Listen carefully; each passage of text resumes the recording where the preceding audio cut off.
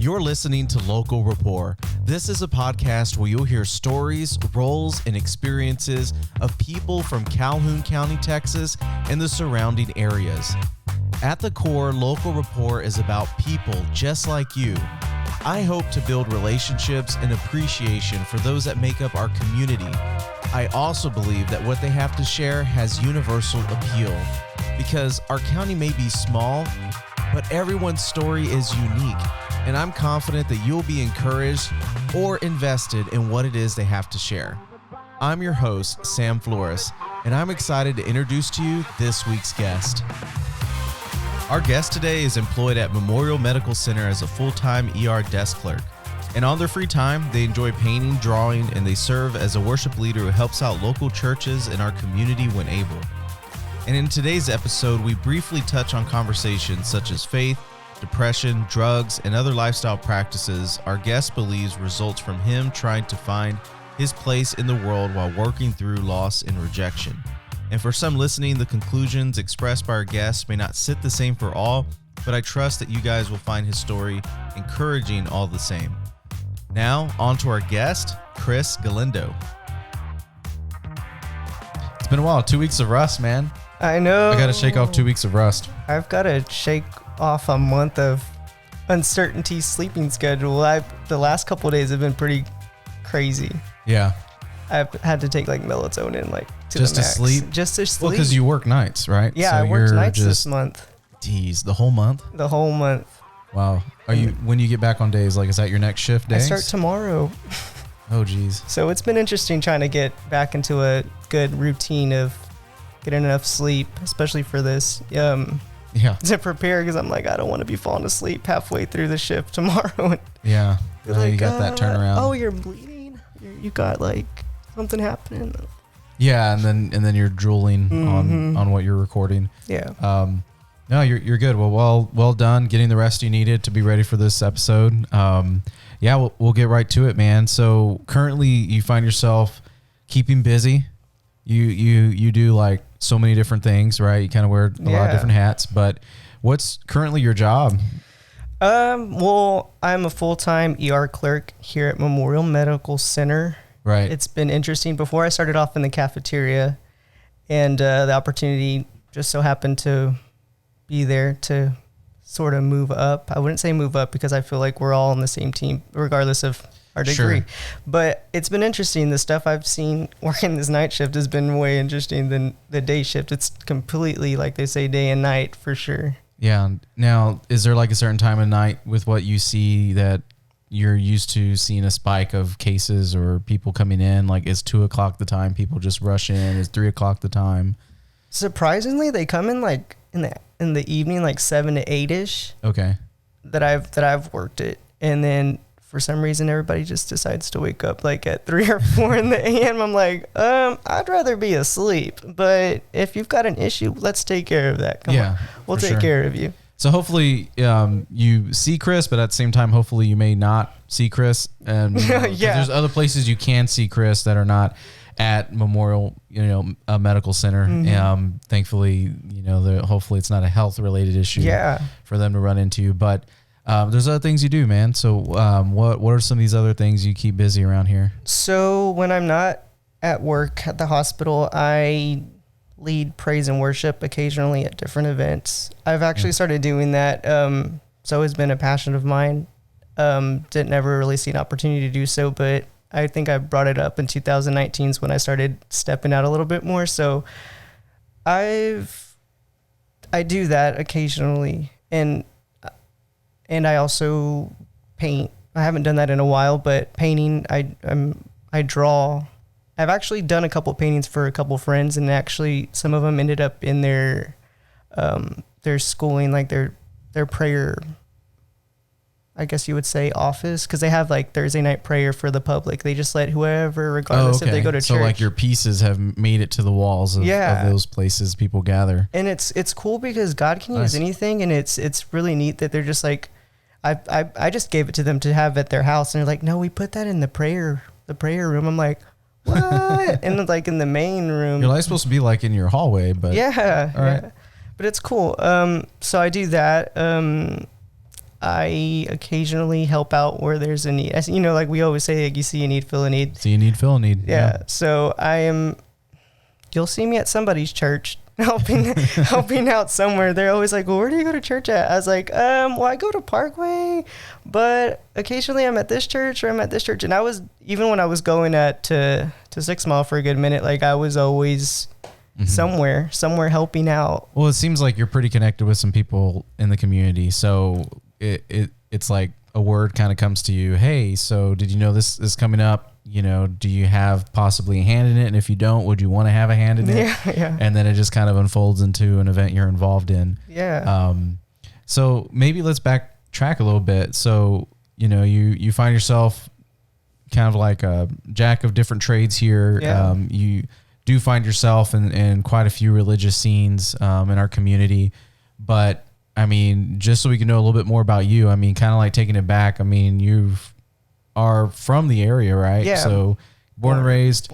And what was that kind of upbringing like for you, man? And like what kind of took you from there to who you are now with what you do now? Well, I've seen Port Lavaca change a lot over the years. I feel like back then, maybe it might have been different, but just from my perspective as a kid, like the town was alive, like if that makes any sense. Okay. And I don't know, maybe it's just being a kid, you know, we don't have really any worries or cares of the world, but like everything seemed, sparkles a little bit more, maybe. Yeah, and I noticed that a lot of the different churches in the community were always together or doing different things, and it's kind of seemed like less and less of that. And I don't know. And now it's like Port Lavaca's got this bad reputation of like, I just want to graduate school and get out and move. Sure.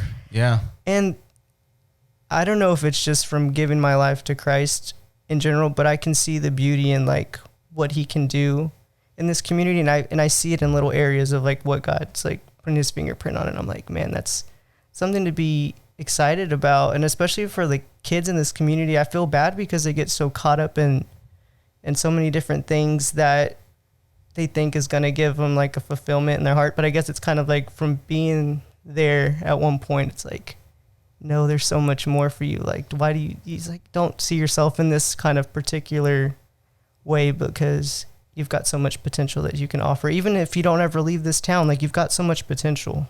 Right. So even though you've kind of seen some of the glimmer of the town, maybe decrease in some ways, you still have faith that Port Lavaca is a community that you don't just need to go work and then like eat, sleep, stay at home and wake up and repeat.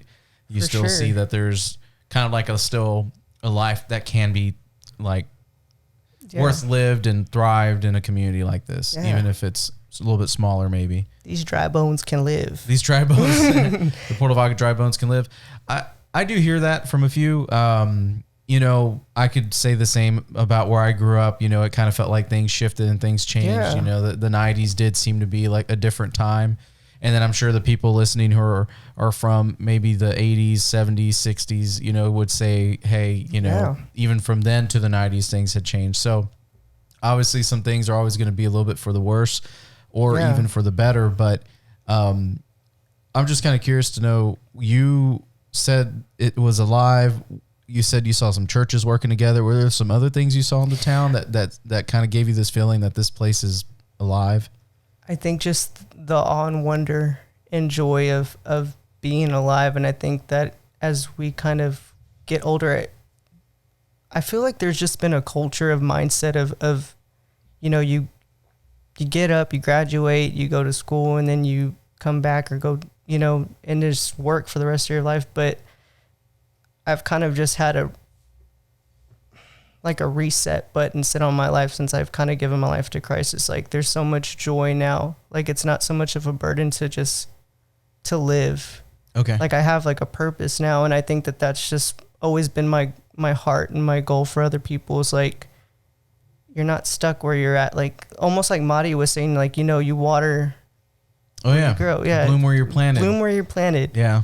And and it's just like there's so much potential, and as a kid, you know, we have that, you know, we've got that childlikeness where we can just see everything for what it is and just make it, you know, something. Like, why not here? Yeah, why not here? It's such a good little community, and there's just a bad rep, but I know that I think it's just over time. That's just what we've been repeated over and over and over. It's like, it's not the best town. So even before I moved here, I would hear that quite a bit. And of course I had done a lot of, well, maybe that's not great English. I have made lots of trips to Puerto Vaca, and I'd spend a lot of my weeks here in Puerto Vaca, and I would always hear, there's like this big dark cloud that's like hanging over the city, and it's just kind of like, well, that sounds really depressing. Yeah. And I get that there's some real raw, terrible things that are unfortunately a reality that happen in every community, and our community is no exception. Yeah. But it's like, how do we get to a point where we can, I don't know, feel like there's somewhat of a redirect from that fog? How do we clear up this fog? How can we find purpose and drive? Well, what's funny is that whether we know it or not, there's power in our words, and we have the power of life and death in our tongue. Like, we can speak that over the area, and like, if we just speak that, it's just nothing but this and that. Sure. Like, that's what it becomes. And if, unfortunately, I think the shifting turning point in my life was, I took I remember my childhood vaguely, like just a little bit, but I remember probably when I was in the 3rd grade, like we'd go to different churches, and I just remember like it, being cool, like we're at a different church. But once my parents divorced when I was in the 3rd grade, it's like everything kind of like changed. And it's crazy because we always hear it from the husband and the wife. Well, I guess they're not husband and wife anymore, but their perspective. But from the kid's perspective, I look back at it now and I didn't realize how much it affected me. Mm-hmm. Like, I didn't realize. I remember all I knew was I was going to counseling for whatever reason. I was like, why am I talking to this person for an hour a week? So your parents kind of made that decision for you to automatically go?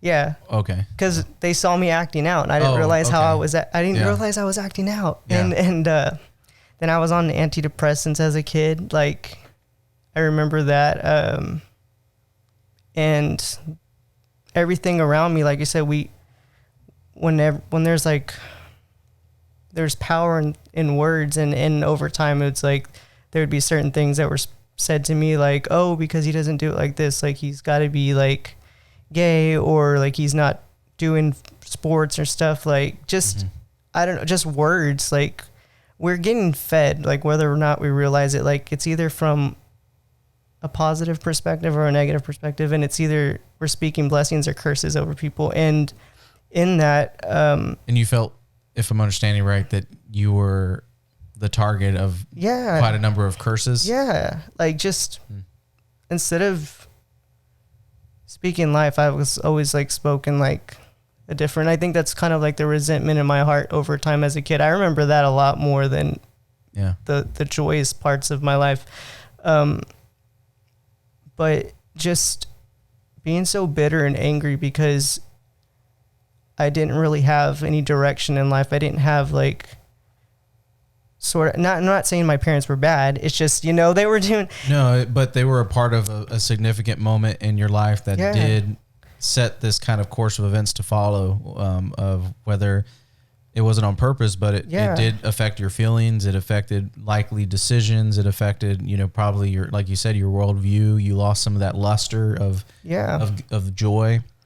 And so when that happens, right, that easily can just kind of put together a path that you didn't plan on being on, but you found yourself on. Yeah, and parents just need to realize, like, they've got so much.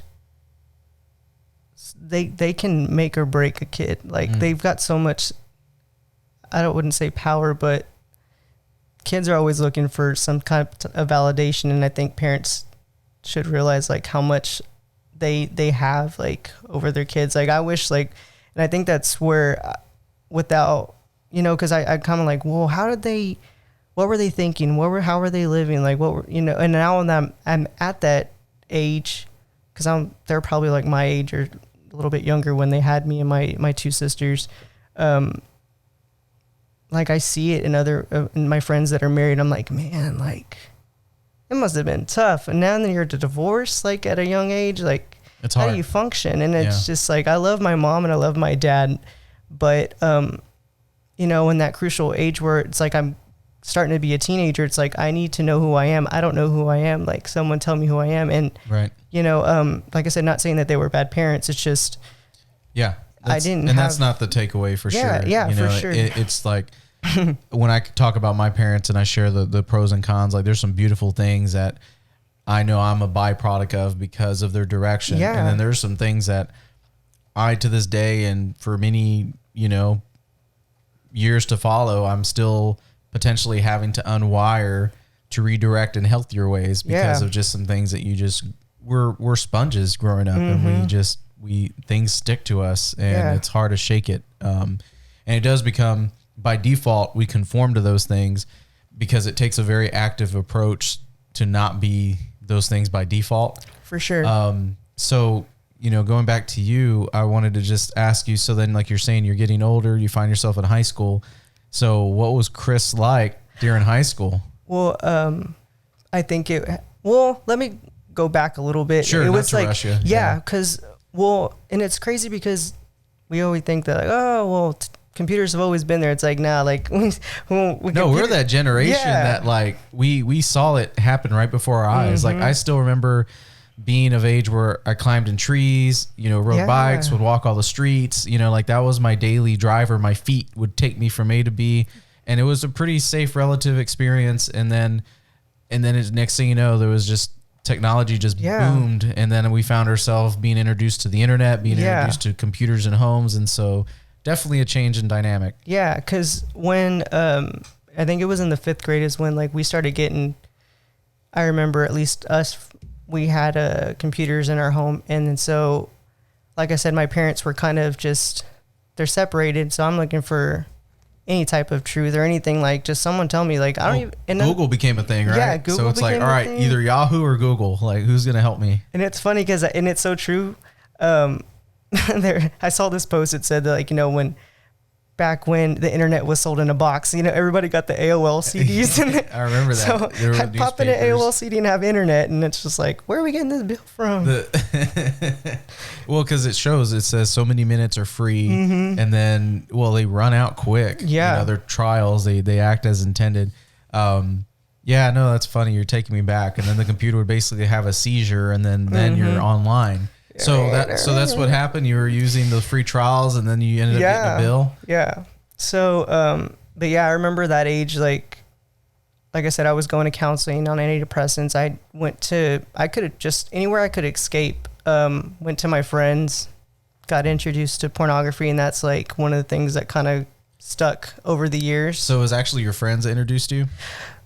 But dude, let me tell you this. It's so funny because I remember in the 5th grade, it's like we were printing. We didn't have phones, but like it's so easy to get it on your phone and just share stuff. But we had pictures, everything, and it was just like, look at this. And I remember all the 5th graders got in trouble. Like I was like, I'm not. For passing out like explicit images. Yeah. No, same thing. I mean, you know, I went to a different district, but no, same. We had a guy that he was like the porn dealer. You know, back when like phones would have micro SD cards, but they were like fat micro SD cards. But he would, just have gigabytes, which at that point in time was unheard of. You know, 'cause you still had like megabytes, you know, kilobytes, megabytes. But he had a bunch of stuff, and then he would like deal it. So yeah, I mean, I can't imagine being a teacher and you're just kind of like, man, there's a distribution ring going on here. You know, for like sure. So it was like so funny. For you had that same experience. It sounds like. Yeah, and then going into middle school was like, you know, I had friends in elementary school and kind of growing apart over the years. And that's where it's like rumors would go around like, oh, he's upset because you can't hang out with so-and-so. He likes guys. Well, you know, girls are just so open, and I just gravitated towards them. Plus I grew up with a house full of women pretty much because I got my mom and my 2 sisters, and then just this burden of you've got to protect. And I'm like, how do I protect? I'm trying to get good grades in school, you know? Yeah. So girls were just more easier to talk to. So I had girls mainly through my whole life that I would talk to. And I remember this one girl, she was just like, well, have you ever thought about you being like gay? And I'm like, what is that? You know, I didn't even know what that was. Right. And so so that was kind of like a little thing that was planted. Just like, hey man, maybe this is you. You're trying to figure out who you are. You're looking for an identity. And like you said, you know, you're just like, someone please tell me who I am. Yeah. And I'm not to say that, for anyone that's listening, it's like, hey, well, this is an episode where we hate on. I'm like, no, this is just my experience. And I'm glad you brought that up. Yeah. Cause I know some people will listen to it. We don't want to alienate people for sure, who, you know, at the end of the day, it's like, we're human beings, we're people, we have a worth, we have value. Yeah. Your experience is not trying to belittle people who are like on a path that's like, hey, look, here's where I am.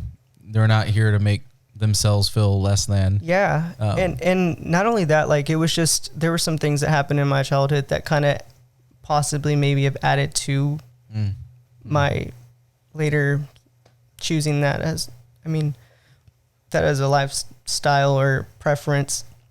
Right. But yeah, it just escalated, then go to high school. So so then really quick. Yeah. So basically you're just saying that life threw a ton of curveballs at you before you were even a freshman in high school. Mm-hmm. So before you were a freshman, you basically kind of had like a lifetime's worth of just life and circumstances and, you know, not great scenarios that ended up really just kind of bringing this wave of, man, if I can just have a path that's clear and that's defined, but there's like 100 paths and I'm going into high school. Where am I? Who am I? And what do I do next? For sure. And then just going into that, I think by my sophomore year, my friends were already drinking and stuff and smoking. And then I remember like one night, like the first night I drank, was probably like my sophomore year, and I started going down that road. I even would like go to school and take a water bottle full of like vodka to school. Yeah, no, it's crazy that but it's a thing now. I mean, they're probably doing. Yeah, not trying to minimize you making that run for a while, but I'm just saying, like, if you're not having a conversation with your kids, I guess I'll put it that way. If you're a parent and you're not having your conversation with a kid, and I know we love to just always give the benefit of the doubt. I'm not saying you don't have a good kid, and I'm not saying that your kids don't have good friends. But these are like the stories and things that are just normal that happen on an everyday basis. Like if it wasn't you bringing that bottle, it was someone else, you know, and then some. And so it's kind of like, those are the things that are happening in real time. And then there's just things we don't even hear about that are happening. And so it's like, our kids need as much hands-on guardian involvement in their lives as possible. Yeah. And it's just like, with all those experiences, it just added up. And eventually I just believed, like, this is stable. This is, you know, something you're like, I can do this. Yeah, I can do this. This is like who I could be, you know, like, it's just, it fulfills a need, and that didn't really fulfill a need. It was only temporary, you know, and eventually, like, I started just living it and believing it. And I'll say this much, because a lot of people don't really know this, but no, I'll get to that in a little bit. But there was just so much, like, that I was just going through and just needed answers. Like, I just needed to know, like, what's my purpose in life? Like, what am I here for? Like, I've got all this hurt unknowingly. Like, I was like cutting myself. There were times where I tried to overdose on antidepressants, but it never really fell through, you know. And it's just like, what's the point? You know, I can't please everybody. Like, I had a strict kind of upbringing too. At the same time, like, both my parents live here still, so it's not like one went a different direction and we had to travel, or we never saw the other one. Like, I had both parents here. But it's tough, because kids, like, they need some direction. They need to know, like, what their purpose is and who they are. And if we don't have, like, something that's sustainable, then we're just going to go to the next thing that looks like it works, and then come to find out it doesn't, you know. Well, you're trying to reach for something that works, even if it's going to work for only a month. You know, it's like, well, at least this is somewhat getting me out of bed and making me feel like I have some kind of plan, you know, because I'm at least planning to do these things. So how'd you wrestle with because it, you know, you can correct me if I'm wrong, but it just seems like you're in a situation where you were going to carry a lot of guilt, shame, or just feeling like you probably can't win, because if you had a strict upbringing that was very much, I'm sure, adamantly against any of the practices that you were currently, having, like, for you to be able to just say, all right, I'm just trying to get by. Like, I'm just trying to live. Like, I'm already hurting myself. I feel pain. I feel bitterness. I feel, you name it. You got it on you. It stuck to you. So, like, I mean, how were you getting by? I don't even really know, to be honest with you. And it's crazy to even look back because I don't even really recognize that person anymore. Okay. If that makes any sense. But in by no way, shape, or form does this kind of like feel sorry for me. It's and I don't want anybody to listen to be like, well, he's just telling that to hear his side of the story. And do you know what he did and blah, blah, blah, or who he was? And I'm just like, no, like, I was hurting. I didn't know, like, I was, that, what is it? Only hurting people hurt other people. And I just went off of a whirlwind. I remember growing up in a certain church. After a while, instead of jumping around, we finally got stuck with that at one specific church, and we went to a retreat. And I just remember, like, the first night they roomed me with someone that I had differences with, and I was like upset about. And I actually drank before I went to the retreat. You were like, I'm gonna need to have a couple. I was like, I'm not going to no church thing, blah blah blah. And that's funny, man. And I just remember, like, one night, just they were doing like this prayer thing, and just God getting a hold of my heart. Like, as much as I like resented being there, like, there was just something about that one experience. And then, ended up leaving, going to school the next week, and then somebody was like, oh, well, it's only temporary. Like, it's only going to be there for like a certain amount. I'm like, well, then what is sustainable if this God thing doesn't even sustain? Like, why do I want him? And then just to hear that he hated me, for the way I was living. And at the retreat, you're saying? Yeah, and it's from one of the people that was leading. So I was like, so these people leading don't even believe it, then what's this God thing about? Like, it's not even real. And it's crazy because I was in this kind of area where it's like, most of my family resents me. Not everybody, just some of them, But it felt like might as well be them all. Yeah, and then you've got these people at church. They're just like, oh, well, he's going to hell. So, so it's like nothing works. So it's just like, well, I'm just going to go this way, Lone Ranger. Right. But I think the turning point was just one night. I was working at Whataburger, where everybody goes, all the kids are still working there. And just not even thinking about it. I was getting ready to move to Corpus with a friend that we just graduated. So at this time, it's what, 2009? 2010. We just 2010. We just graduated. We were getting ready to move, and I really, like I said, I had no plans. I didn't know what I was gonna do with my life. I didn't have no direction. But I knew, like, even when I was just as a kid, like, I always knew in my heart that I wanted to kind of liberate or like help people to live out, right, who they are. And I didn't even know who I was. I was like, who am I? Like, no, this is who you are. Do you kind of feel like on a subconscious level, you're trying to see people find out who they are themselves, and in some way that would make you have some kind of faith that you could do the same for yourself? Probably. I'm not trying to get like, not trying to overly read into it, but like, if it's like, man, if I can get people to like come out and be who they are and own it, yeah. Maybe I'll start to believe that there is such a thing as like a true north to follow in life. Yeah, something stable. Yeah, so yeah, that probably was what it was. I don't know. I just knew that in my heart that's what I wanted to do. But you had a drive to do that for people. Yeah, gotcha. It's like, one day I'm going to be like this actor, because I loved acting. And that's cool. I loved you music. Ever make it in a commercial or a play? What'd you end up doing? Oh, yeah. So I was telling you. Sorry, it's a rabbit trail, but no, it's cool. That's usually how my conversations go. But no, I remember telling you before this that I at one point auditioned and got on this like training school in Houston. My mom would drive me every Sunday to Houston. To go to training lessons to be on television. Wow. So dang. She believed you had a marketable face, man. She's like, you know what? This is what he's passionate about. And I love my mom. Like, as much as she did as a single parent, like, she did a lot to try to kind of get us, and my dad too, but my mom was always like kind of somewhat of an encourager, even if it was, she's just like, that's what you got passion for, go do it, you know? Right. So she would drive me there, but nothing really came out of it, but I did get some cool lessons from there. But you know, it was either acting or music, which is pretty much what every kid wants to do.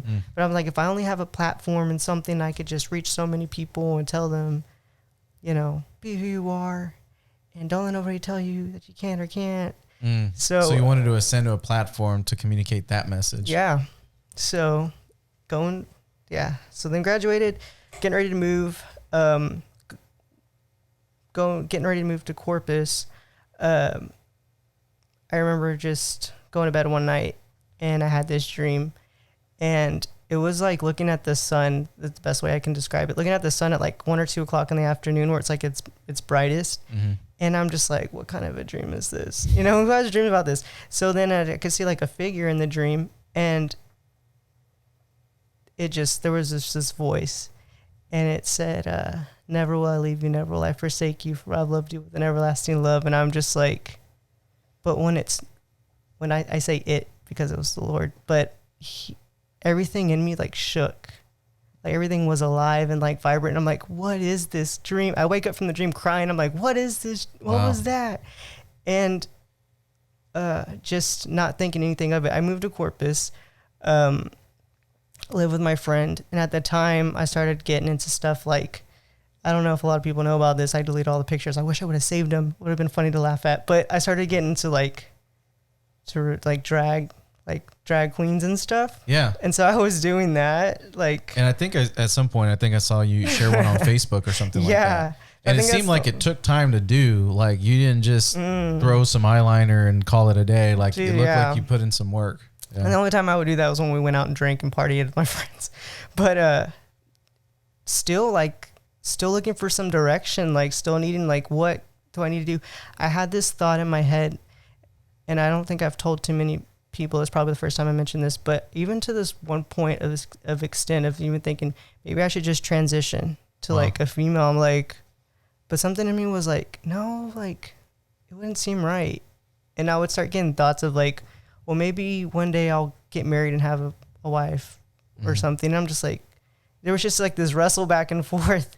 You know, that's exhausting. Yeah. And I'm like, well, what the heck? What am I supposed to do with my life? Right. Because you're trying to find a path. And then, like I said, it's been branching out, and these paths are branching its own path. And it's like, dude, like, I just want to like get on a rail and stick to this. And I mean, I can't imagine how exhausting that would be. Yeah.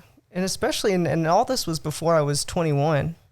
Wow. So, so it's like, what do I do? But, so yeah, I remember I was working at Sam's, and, beginning of 2012 is just like, I was like, I need something. Like, I don't know what it is. I just need something. So I'm working at a gas station, flipping through channels on the radio, just flipping channels. And I land on a Christian radio station, and they say, listen to nothing but Christian music for 30, every year it's like, oh yeah, 30-day challenge. They're like, see if God can't do something with you. And I'm just thinking in the back of my mind, this is ridiculous. Like, you can't really change your life by listening to nothing but Christian music. I've listened to Christian music. I've gone to church. Like, right. It's not sustainable. Like, nothing in this life is sustainable at this point. Like, I'm just following whatever whim comes around. So you're 21 years old, and your truth, if there was a truth that you were landing at, was that almost like the only thing constant is change. Yeah. Like, there's no such thing as something sustainable. Yeah. To follow. Yeah. Gotcha.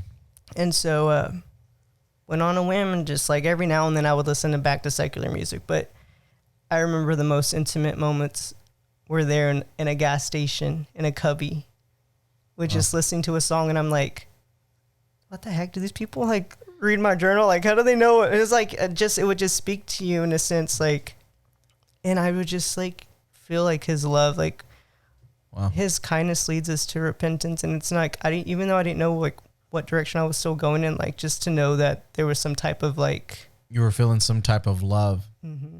Yeah. Wow.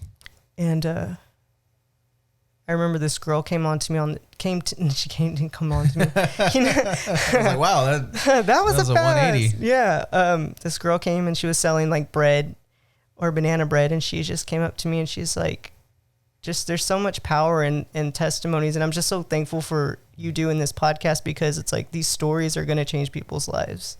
Like regardless of whether or not we know it, like even the ones before, I'm just like, wow.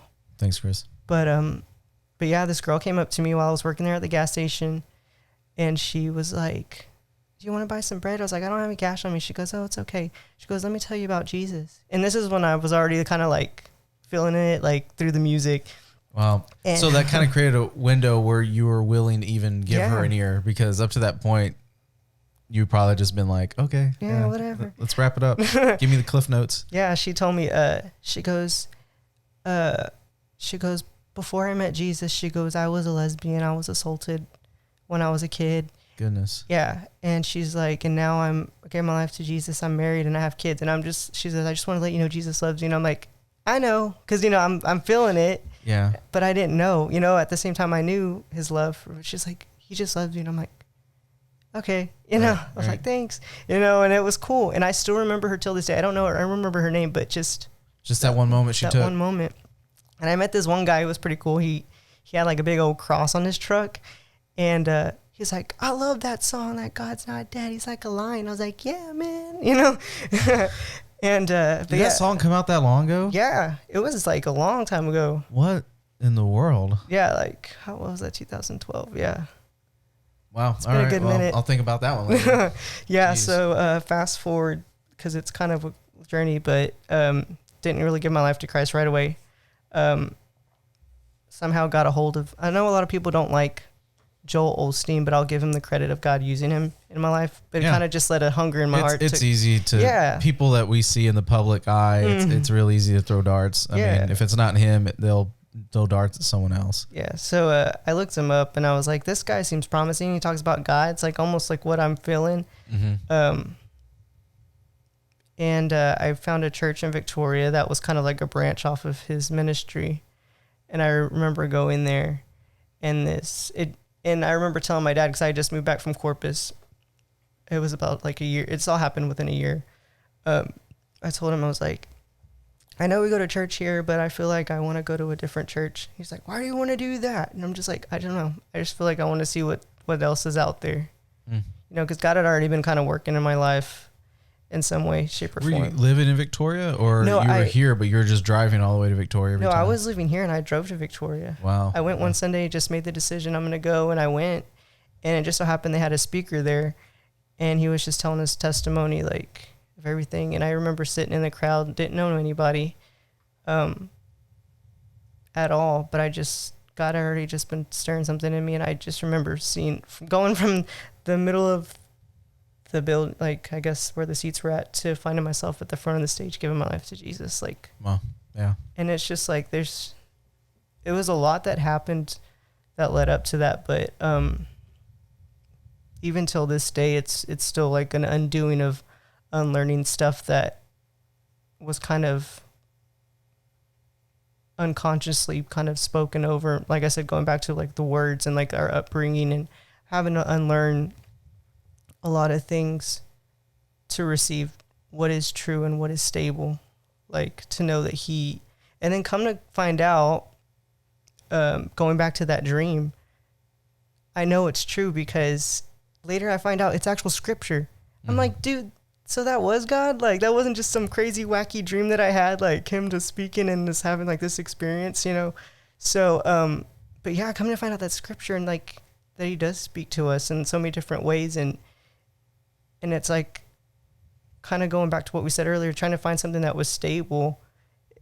And there's been many points in my walk with Christ, even I think it's been about 8 years now, where I'd kind of given up. And there was even a moment where in 2018, I was working at a plant, which a lot of people don't realize. When I tell them, like, I worked at a plant, they're like, what? I can't see you driving a forklift. I was like, well, I did. That was really quick, what'd you do at the plant? I drove a forklift. Can you say loaded, the company or no? I don't know if I'll get in trouble, but all right. I mean, anyways, they work out there at Seadrift. I'll just say that much. Okay. But we loaded up boxes onto trailers. And I built boxes. I think that's where we met because I was working there and we met at Collegiate. Oh, okay. Like years ago. Yeah, that was the time we were crossed paths. Okay. Yeah, and what was I talking about? But yeah, during that time you had these roles, but in 2018 you're saying 2018, yeah. So it was a lot of stuff that happened, and like I said, I've had to learn, and because it was just in waves. Like if I had everything that I had learned over these past couple years, like all at once, it probably would have just overwhelmed me. But I've had to go from learning love, but then also learning truth through the word. And then not only learning the word, but learning how to balance both, because I also severed a lot of relationships because it's like, because it's in the Bible, I can't talk to you because you drink or you live this way. And it's like, no, like that's not true. Because if that were the case, then nobody would be made righteous. I wouldn't even, and it's crazy because even in his word, he says like, I revealed myself to people who weren't even seeking after me. And that was me like years ago. I wasn't looking for the Lord. I wasn't pursuing him, but he's always in pursuit of us. Like there's something about that type of love and that people need. Like he's in pursuit of you. He sees you and he knows you and he loves you. Like, so, but I go back to that moment of that dream because that was sustainable. That's the one thing that I can say for sure that if I can't rely on anything else, I'll go to that one moment. Like, man, he came to me when I wasn't even looking after you. But 2018, I had just this moment of kind of going back to personal like sin. I didn't go like a complete 180 like I did in 2020. Oh my gosh. Talk about 2020 would be here forever. But it would be here forever. Yeah. I think if everyone shared their 2020, it would take a 2022 and 23 to share it. Yeah. But, yeah. So I had just this moment of just really defeat, and I remember, because even when we give our lives to Christ, we think that's going to make everything go to, like our life's just going to be dandelions and roses and perfect. We would love it. Yeah, if that was the case. I mean, trust me, we're all for that. Like we would want that to be the case. Yeah, but that wasn't that case that night. And I remember it was the day before my birthday. I don't even remember what age I was, but I remember one night I just was so defeated, and I went to my living room and I got like the curtains, and I literally got to an angle to where like I had no support left, and I just hung, like had it around my neck and just sat there until I started to lose consciousness. Wow. And I don't know, I didn't have any strength to even like let myself loose. Like I was just like, whatever, let's just let it happen. Let's just call it. And then luckily with the grace of God, like just, it's a longer story in detail, but fast forwarded, I didn't do it. Thank the Lord. I go to work the next day and I'm still just like depressed. Like, man, I was like, I wish I just would have killed myself last night. And I don't know what it was. I just remember finishing up an order and I'm just like, just overthinking, like, I should have been dead like last night. Like, why am I here? And I'm just like, why do you love us so much to like pursue our hearts, even when we turn away from you, like, it's just like, what's the purpose of life? Like, I'm not doing anything great, but he's just like, I'm in pursuit of your heart, regardless of how many times you turn away from me. Like, it's, even when we tend to sabotage the very things that God is trying to do in our lives, or the very things that we may have going on. And hey, man, I feel for you on that. I appreciate you sharing that and, being open with, a pretty significant moment, because, if there's anything I want to just share with other people, it's more, I guess, common than maybe we think, that when we have a weight that we carry that wears on us, eventually there's going to be times where you're going to feel like you want to give up. There's going to be times where you just want it to stop, whether it's pain, whether it's crisis, or whether it's drama, or whether it's just the situation that you may be in that maybe on someone else, it may not be on a scale of 1 through 10, a 10, but for you, it's been a constant 6 and you're just tired and you just want it to end. It's, and then we may feel like if we are especially somewhat in the situations we're in because of some decisions we made, we may even more so want to kind of sabotage the tomorrow. Yeah. Because the present is the present just sucks. Yeah. But I'm just grateful that you were able to just say, and I know we're going to get to some of the more highlights down the road. It's not so blissful. Yeah. Yeah. But it's important to know, it's like we may not believe there's another side to it. Yeah. And we don't, at the time, we don't think there's another side to it. We're just like, look, this is what I see and I'm just going by what I see. And so I'm going to make my decisions based on what I see with my own eyes or what my experiences tell me up to this point. But we don't know what life's going to be like in 2 years. Yeah. We like to be the fortune tellers that write the story. We like to tell ourselves, well, we can see the future. We know what the next 5 years are going to be like. Yeah. We don't know. We don't know what tomorrow's brings, but there's still something that, like you said, by God's grace, that thankfully helped you to make it to a tomorrow that at that moment you didn't really find much maybe value in, but that tomorrow leads to the next day and the next that follows. So from that moment, what was, I guess, the moment that shifted for you that you said, okay, God, apparently, you did it again. Yeah. Like, here I am again. That was 2018, and then you could fast forward to 2020, and it's just like, man, that was little stuff compared to 2020. But wow. But man, and at the time, like,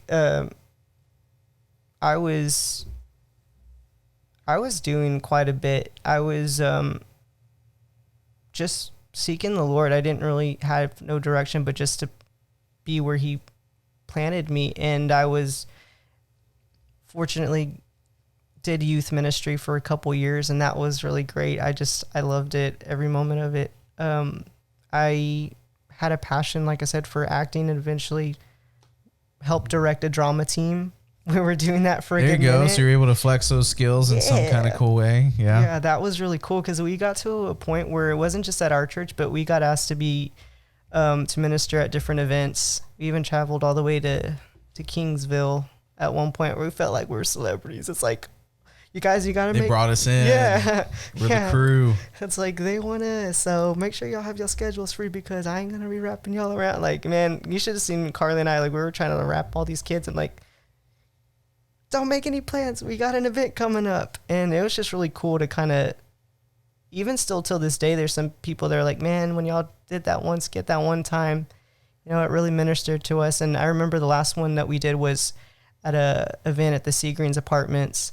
And I had a friend that I worked with at the hospital.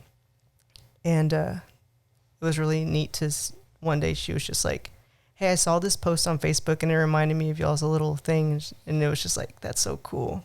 Like, seeds are planted. Like, we might not see it now, but there's something that's growing, like, from just those little moments, whether we're called to sow a seed or just to water it. Like, yeah, you're able to see that you can do what was done for you. Yeah. Someone took a minute to tell you a little bit about their testimony, and you have a ministry that you're able to do that just may be that moment for them in some way. Yeah. And then I had a passion to just teach, but I'm like, I don't even know how to lead myself. How am I supposed to teach others? So, I mean, now I'm teaching on the side, finished our first session, and I lived through the grace of God. It's like I made it, man. That was planning to just, Yeah, well, and just to give you a little bit more, or give those who are listening a little bit more context. So recently, Chris had a small group that he led.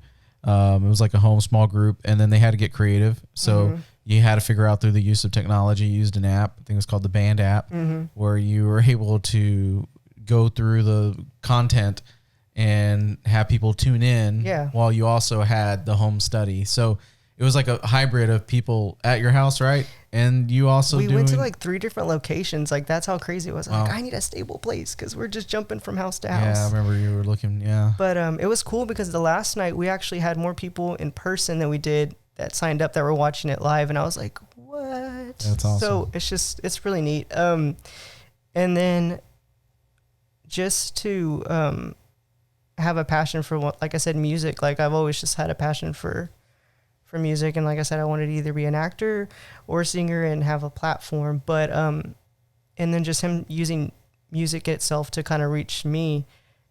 Back in 2019 is when I started taking like a leap of faith, because my friends in Kingsville were like, hey, we're having a 24-hour worship. Would you like to lead for an hour to 2 hours? And I was like, goodness. Yeah. It was crazy, but wow. I was like, I don't even know how to. So you don't have 15-minute blocks? No. Wow. It's just to go straight into it. Yeah. So I didn't know what I was going to do. I wasn't really that skilled in piano. Been trying to do that. But I just remember that first night, like that I did it. It just kind of sparked something in me to kind of take more risks. I asked those people that church that goes and ministers on the street corner by HEB. I was like, hey, I know y'all are ministering. Do you mind if I just bring my keyboard and just play while y'all are ministering? Just let the presence of God just come on this corner. They're just like, yeah, sure, why not? And then I was like, that's cool. Then I sang for pastor's appreciation one time, and it was just like the first time I ever did anything by myself, because usually it was just like with a group of people. Right. And I just took a risk, and now it's just like, man, I remember still till this day, one of my friends that was there, she's just like, I had never heard that song before, but when you sang it, it was just something about it. Like, it's just one of my go-to songs now. Yeah. Like, I can't hear it the same way when I heard it. I was like, that's cool. It's like not anything about me to get me a big head, but it's just like, glory to God. Like, right. Exactly. And so, but there's power in like giving him like praise and worship. Like, we kind of tend to see it as just a song sometimes, or another rock star singer, but really like there's something special about those moments. And I think he's just given me a heart for it. And I love it to just be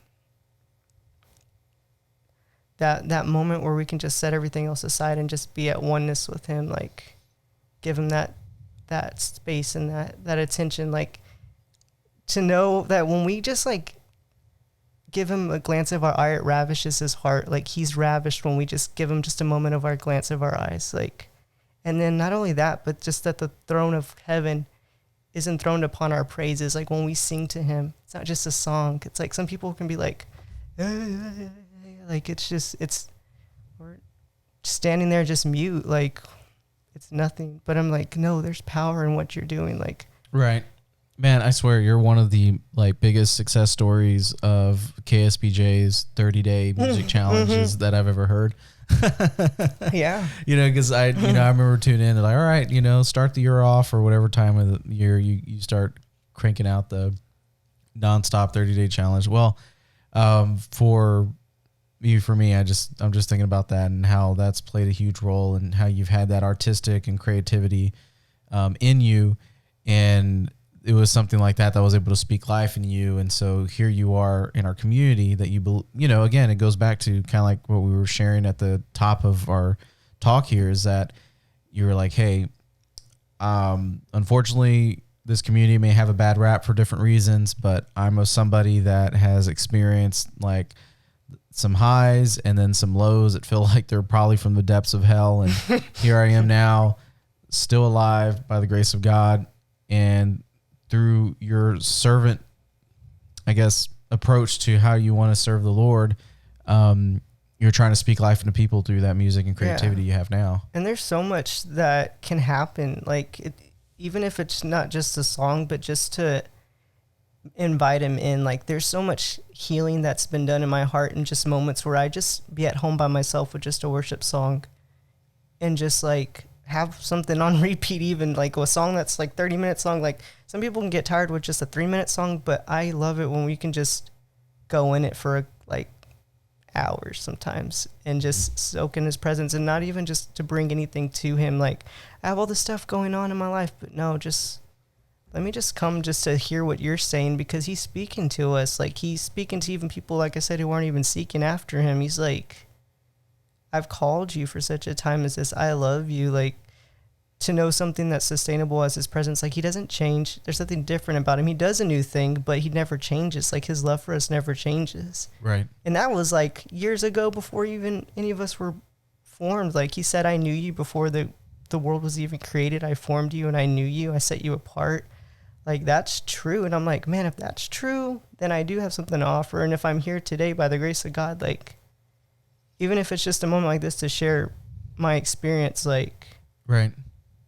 How would you encourage somebody to make it through the lows? Like, you know, you've obviously mentioned there's a couple of, if not a handful of times where you felt like, all right, I thought this was it because it was rock bottom for me and I was very loathsome and just wanting to end things, you know, not even just through the means of suicide, but just kind of like when you just check out and you're just detached and you don't really believe in anything. You're just kind of there. Yeah. Going from a position where you felt like there wasn't a true north until there was, and then your faith kicked in, but yet you were still feeling those seasons of lows. I mean, what do you share to somebody who feels like, man, I thought I found the path I needed to be on, but why do I still feel at times the same way I used to feel before I started this journey? You know, what would you share to people like that?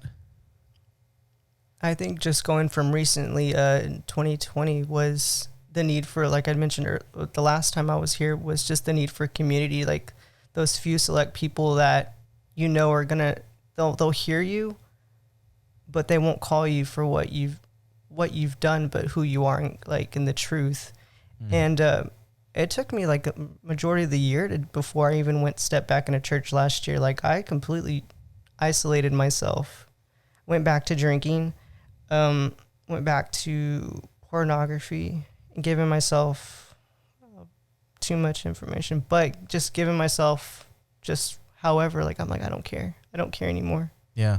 And it's not even because I wanted to, because I hate, it's like some people would self-harm themselves, but that was my way of, like, getting back at myself. I'm like, God, you can't even love me, so I'm just going to do this stuff because I already feel separate from you.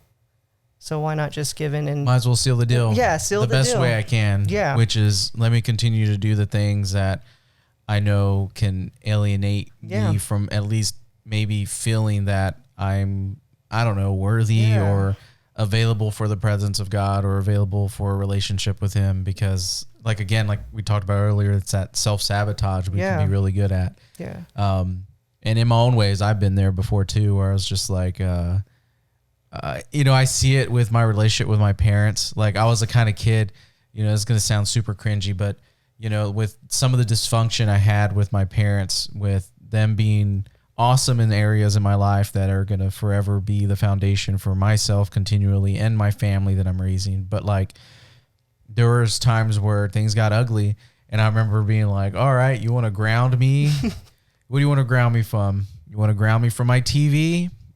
My little TV? Like, all right, well, let me just destroy this TV so you can't ground me from that. What else do you think I have fun with, you know? And you kind of zero in on it, and you're just like, well, let's just go ahead and do without it. Oh, okay, so you think I'm making bad decisions? Let me go ahead and make a few more. Yeah. Because that makes sense, you know? It's like, if there's fire, why not throw gasoline? Yeah. Because, you know, if we really want to have a bad time, let's have a bad time. Yeah, might as well, right? And so it's so easy to do that. And I don't know what it is, because it's almost like to the point that we feel like, all right, is it going to get to the point of no return? Yeah.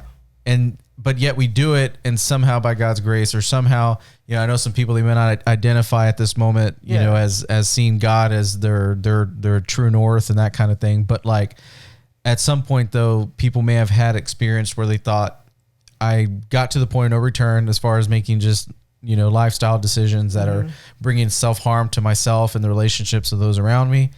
But yet the beautiful thing is, like, it's kind of like, I don't know, like seeing a scorched pasture of grass, you know, somehow grass still comes back, you know, and you're kind of looking at it, you're like, dude, this place is scorched. There's no way something's going to bloom from this thing. Somehow it finds a way to restore itself. And, so you're saying even recently, and that's what I want to encourage people with, because I appreciate you being open about that, because honestly, that's not a very comfortable thing too many people would be open with, because it's very vulnerable. But I commend your courage to share that, because there's people who may, again, feel like, well, if I'm going to still have moments like this where I'm going to feel defeated or feel raw and feel vulnerable and feel hopeless, you know, is it worth even starting this journey? And it sounds like you're still trying to communicate it is worth starting the journey. Yeah, it definitely is, because even with that picture of what you said, I got that with the freeze. When everything died, it's like, I remember going to fixing my mom's flower bed, and I was just like, man, this thing's trash. But now I'm seeing well, the weeds plants, came back. No, I'm just kidding. No, well, it's starting to bloom. Like the roses are coming out. Like, and I'm just like, isn't that just like God to take something that looks dead and it comes back to life when we don't even see it? I remember going through it the first time, and I'm just like, is there anything even alive in this thing? And I'm seeing little like bloom, like stuff coming out from the ground. I'm like, there's still hope. Yeah.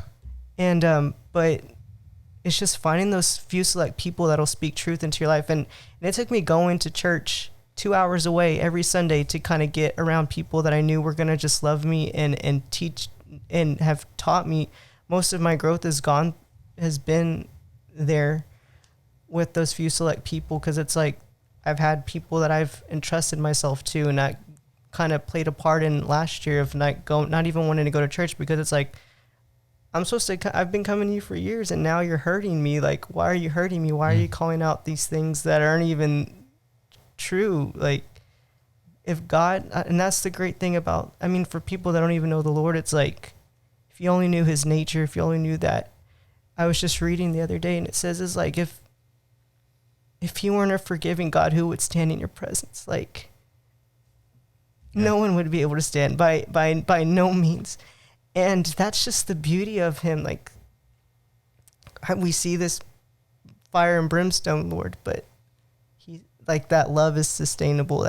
That still gives me the strength to get up in the morning and just say, you know what? I don't know why I'm here, but I give you everything that I have, because if my life is just to walk and be it like for somebody else, then let me be that for somebody else, because it's hard. You know what I mean? And I try to not put my past experiences on somebody else, where it's like, you're living in sin.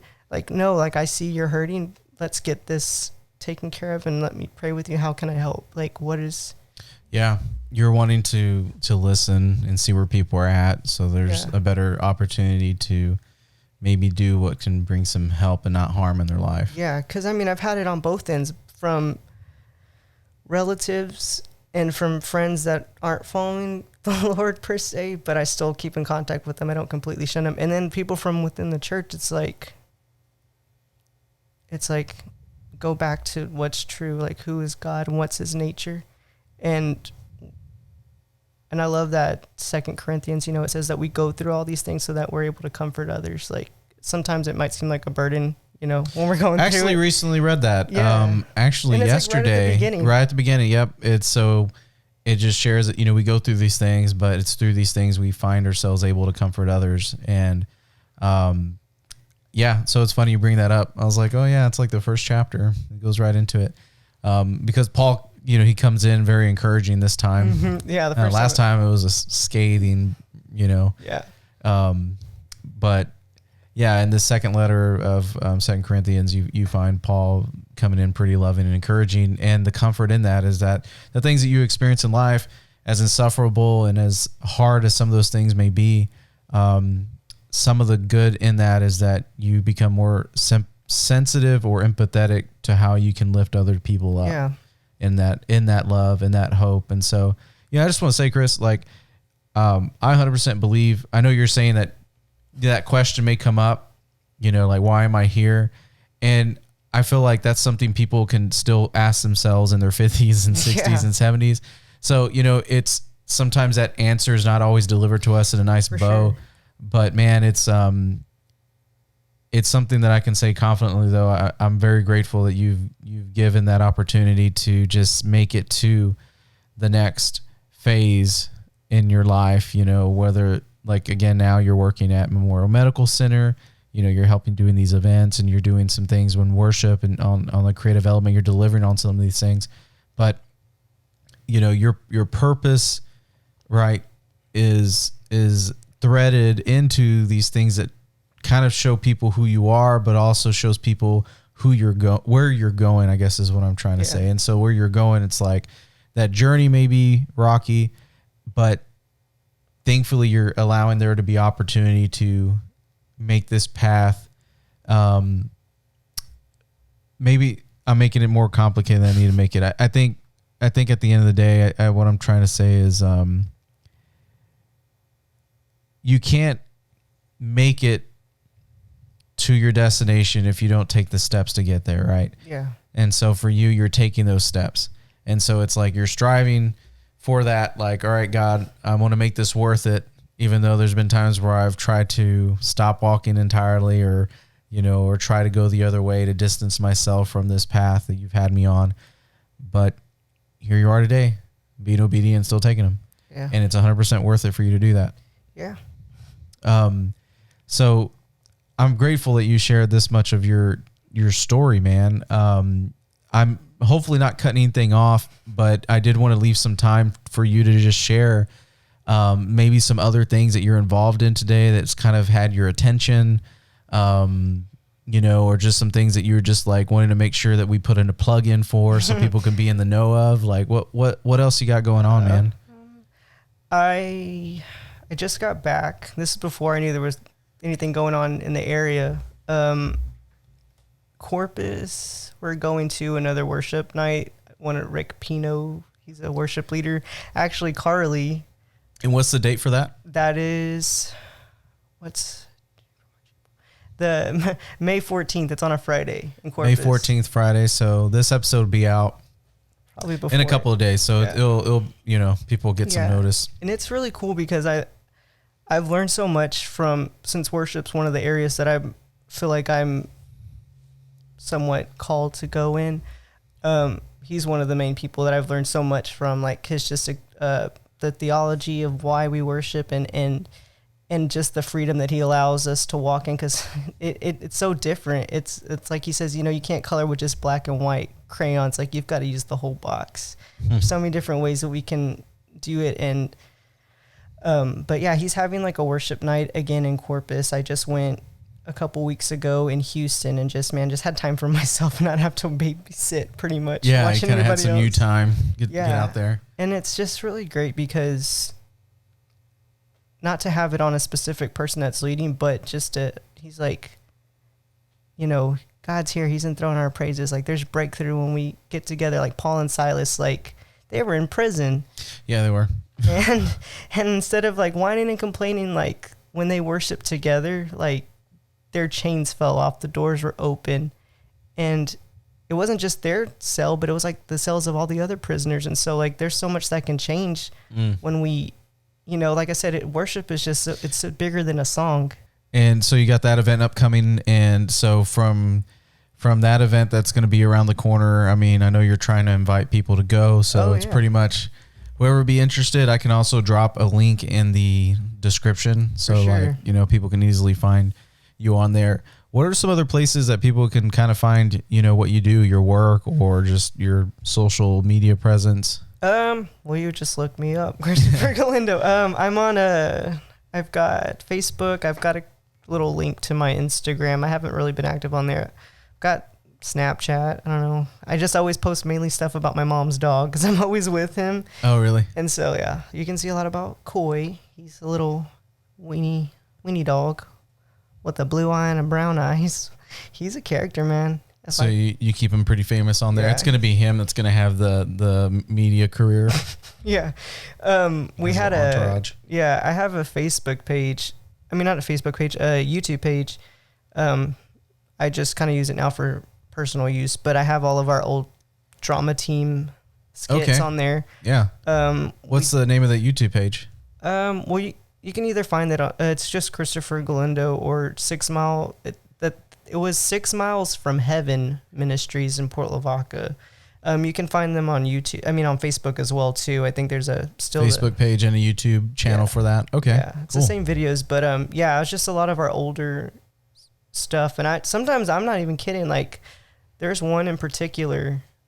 It's called "I Pledge Allegiance to the Lamb," and it's like every time I watch it, man, I cry. I'm like, man, it's just so good to see, like. And it was funny because even not a lot of people know this, but like there was 2 people that we added last minute. They have never been. That was the first day that we met them. Oh, and they became a part of your crew. It was like 2 of our youth. They brought their boyfriend and their girlfriend, and we met them for the first time. We're like, you're in. So we kind of need some people. So you're in. You mind all you got to do is just stand there and sit there and then get excited. And then when the soldiers come, they're going to say, are you going to renounce Jesus? You just shake your head no, and you fall and you die. And then you go take your shirt off. Well, not take your shirt off, but you switch it with the white shirt, and you go standing there and you lift your hands. And they're just like, but they did so good. They and did it's good. like, yeah. And it's just really great to still have a relationship with them as well. And just to see how far they've came like over these years. And I'm just so thankful, like even just with the youth ministry in itself, like I've learned so much from them. Like that's probably like one of my highlights, like so far. It's just being there, even going with them to youth camp and just having their experiences with the Lord and just even being able to be a part of it, like just encourage them and see that growth, like those little moments. And it's just really, really great. I enjoyed it. Yeah. I believe it's, a positive experience, and I'm glad you're a part of it. And it's really good that you've anchored yourself into some community, and I think that's a difference maker when it comes to like finding our footing in life and that kind of thing. Man, I feel like there's a number of topics that we can probably hit and just expound upon. But hey, if you're down with it, you can definitely come back, and maybe there's some other things we can hit on. But for this one, I appreciate having you on, and I look forward to next time. Take care of yourself, man.